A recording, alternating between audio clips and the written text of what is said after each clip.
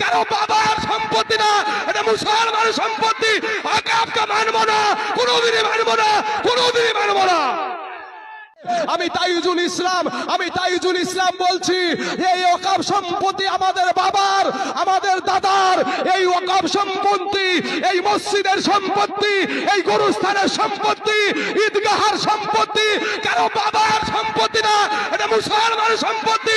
ওয়াকফকে মানব না, কোনোদিনই মানব না, কোনোদিনই মানব না।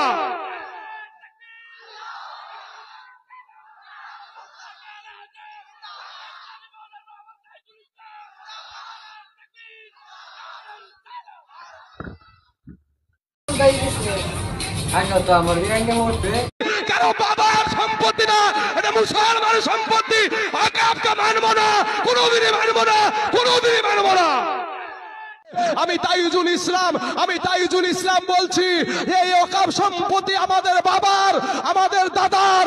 এই ওয়াকফ সম্পত্তি, এই মসজিদের সম্পত্তি, এই গুরুস্থানের সম্পত্তি, ঈদগাহের সম্পত্তি কারো বাবার সম্পত্তি না, এটা মুসলমানের সম্পত্তি। ওয়াকফকে মানব না, কোনোদিনই মানব না, কোনোদিনই মানব না।